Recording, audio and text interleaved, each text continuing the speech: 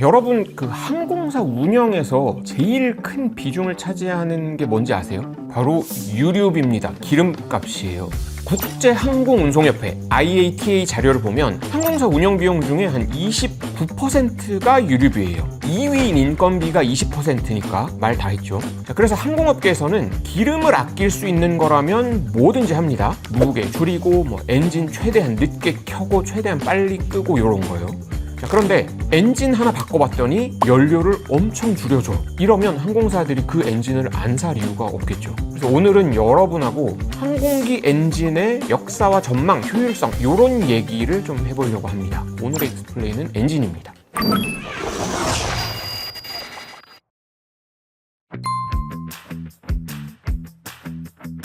제트 엔진이라는 게 처음 나오고 나서 항공여행이 이제 급속도로 발전하기 시작해요. 기존의 프로펠러로 날던 프로펠러기는 음속의 한 50% 요 정도밖에 못 냈는데 제트기는 음속의 한 70에서 80%를 일상적으로 내니까 훨씬 멀리, 훨씬 빨리 갈 수 있게 됐거든요.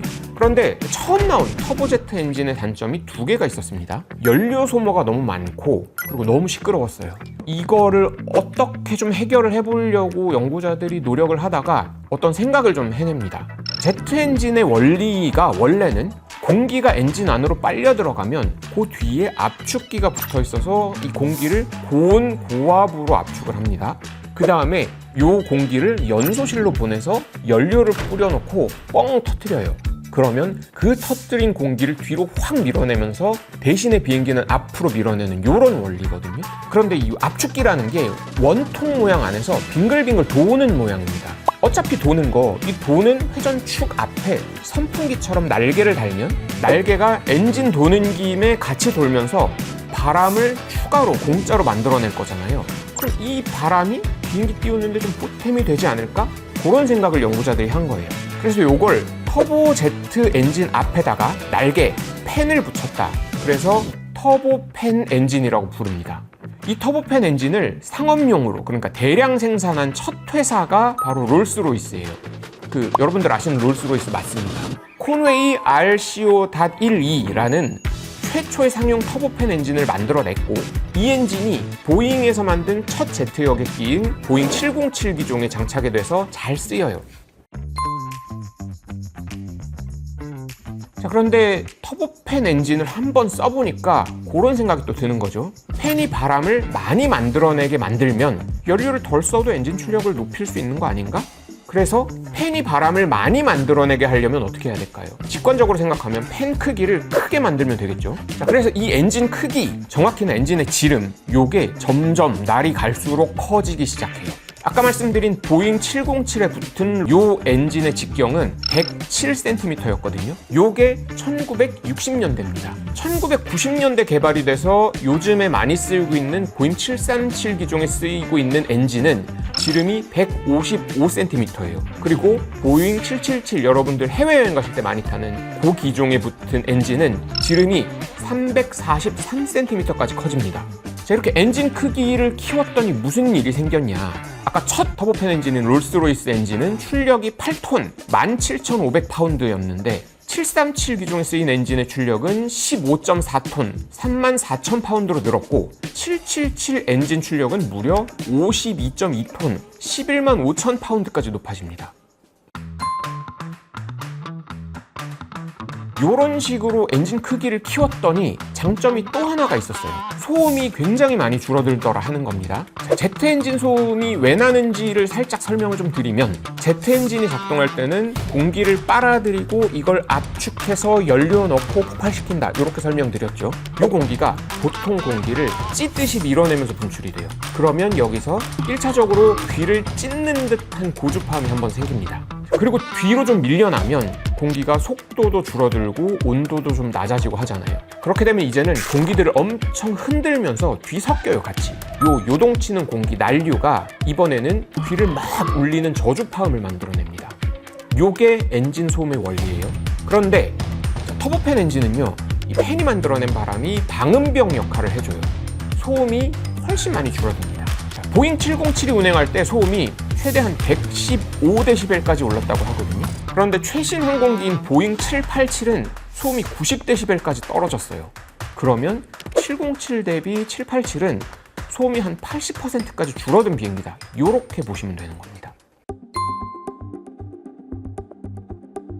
자, 그런데 문제는 우리가 맨날 엄청 큰 비행기만 타는 건 아니잖아요. 그러다 보니까 크기를 마냥 키울 수가 없어요. 자, 보잉 777 같이 큰 항공기도 땅하고 엔진하고 사이의 공간이 한 73cm 정도밖에 안 남아요. 보잉 737-800 같은 경우에는 이 사이 공간이 한 46cm밖에 안 됩니다.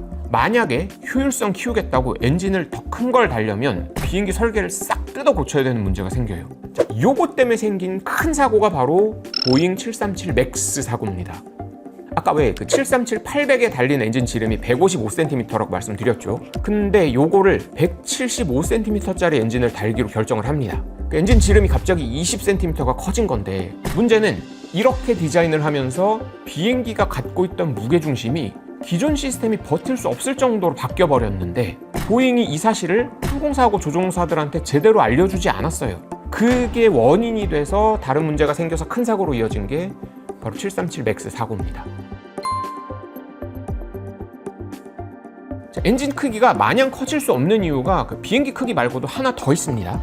엔진은 앞에서 보면 가운데 중심축 기준으로 막 이렇게 회전을 하잖아요. 그러다 보니까 중심에 가까운 쪽은 좀 속도가 느리고 가장자리 쪽은 상대적으로 빠르게 돌겠죠. 땅에서 그냥 엔진이 천천히 도는 수준이면 괜찮은데, 엔진이 엄청 고속으로 회전할 때는 팬의 가장자리 부분 속도가 음속을 넘어가 버릴 수도 있거든요. 그러면 이 팬이 바람을 불어내는 그 효율이 오히려 떨어지거나, 심하면 그 힘을 못 이기고 부러져 버릴 수가 있어요. 엔진 제작사들은 지금 기술로 보면 지름이 한 355.6cm, 인치로 치면 한 140인치 정도가 키울 수 있는 한계치인 걸로 보고 있어요. 그러면 엔진 더 키울 수 없으면 효율을 이제 더 못 높이는 거냐. 그래서 엔진 제조사들이 다른 연구를 하기 시작합니다. 첫 번째는 엔진에 기어를 달아요. 팬하고 엔진 축 사이에 기어를 하나를 연결을 해서 엔진이 도는 속도랑 팬이 도는 속도를 각각 조절할 수 있게 만들어 버린 거예요. 자, 이렇게 만든 엔진을 기어드 터보 팬 GTF 엔진이라고 하는데, 요거 이미 뭐 대한항공 아시아나에서 A320 네오 아니면 A220 이런 시리즈 같은 데서 잘 쓰고 있습니다. 또 하나는 소재를 바꾸는 거예요. 왜 비행기도 탄소복합 소재를 적용을 해서 무게를 크게 줄였다, 이런 거 많이 보셨죠? 그런 탄소복합 소재 같은 신소재를 엔진의 핵심 부위, 압축기, 연소실 이런 데도 좀 쓰려고 하고 있어요. 오늘은 그 엔진 효율을 높이려는 치열했던 과정에 대해서 좀 알아봤습니다. 자, 이런 노력들이 우리 지난 시간에 좀 얘기해봤었던 환경에도 굉장히 긍정적인 영향을 미치고 있잖아요. 그래서 앞으로도 이런 엔진 제조사에서 이런 노력들을 좀 게을리하지 말고 외계인 좀 더 고문해서 더 효율 좋은 엔진 많이 만들어냈으면 하는 바람이 있습니다. 오늘 익스플레인 여기까지 하겠습니다. 고맙습니다.